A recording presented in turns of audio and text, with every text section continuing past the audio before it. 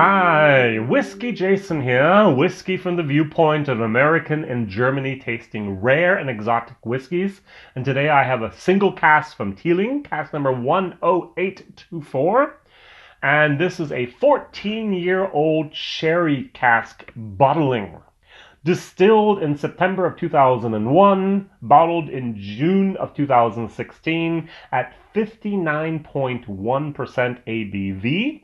A total of 282 bottles worldwide, because this was bottled especially for the Spirits Fair in Mülheim an der Ruhr in Germany, called the Aquavitae. And this was sold for 79 euros. Presently, I could not find in 2018, this was bottled 2016, any of those bottles online that were available. No wonder. Whiskey Base, if you want to look up, 88151.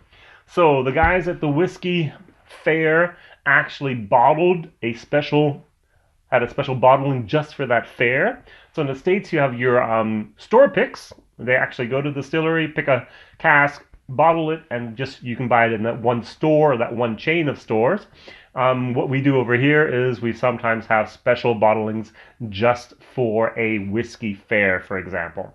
So Teeling started their single cask program in the fall of 2014, and sometimes you have special bottlings just for one country. I've done Netherlands, I've done Germany. Sometimes you just have a special bottling that's available for Europe or for Asia or for North America. So this was cask, as I said, 10824, a sherry cask. I'm going to say it was an Orolozo cask, sherry cask, and it was matured the entire 14 years in that cask. Excellent, excellent stuff. I get a very, very sweet, nice sherry note on the nose. I get more sherry and more sherry and more sherry. That's about it. Teeling had the Brabazon Series number 1, which was also matured in sherry. Very, very nice. That is missing, of course. That was 46% ABV. This is 59.1%. So, Irish whiskey cask strength. You don't get that every day. And with a full sherry maturation.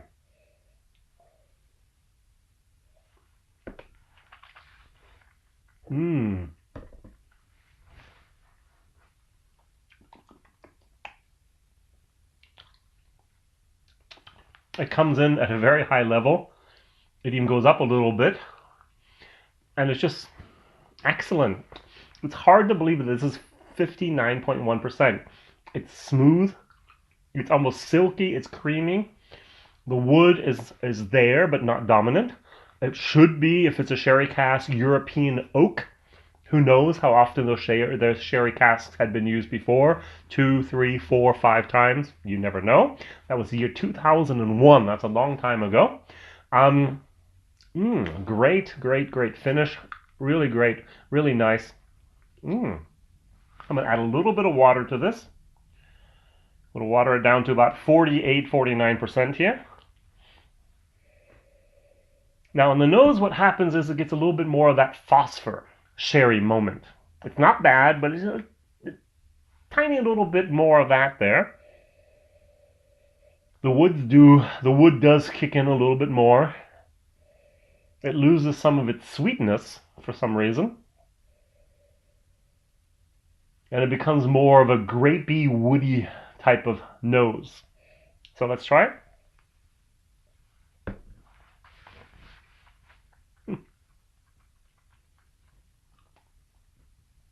I'm at the 48%. It's okay. But to be very honest, and this is weird, I've only had this about a dozen times in my life so far, cask strength is better. It doesn't happen very often that you'll hear me say that.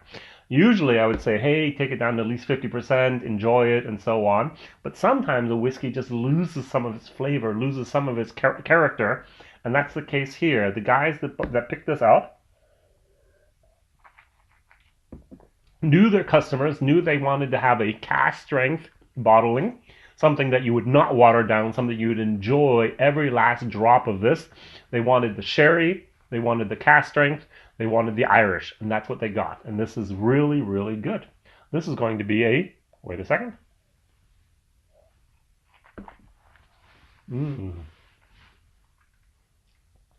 A B plus. Wow, that's good. 282 bottles. That's the part I really don't understand.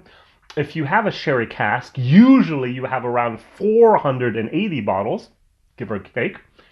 So I think what they might have done, is actually split that cask. So if you research cask number 10824 online, I had done this, you might one day find some other things. Or there was an enormous angel share that was lost, which I don't believe with 59.1%.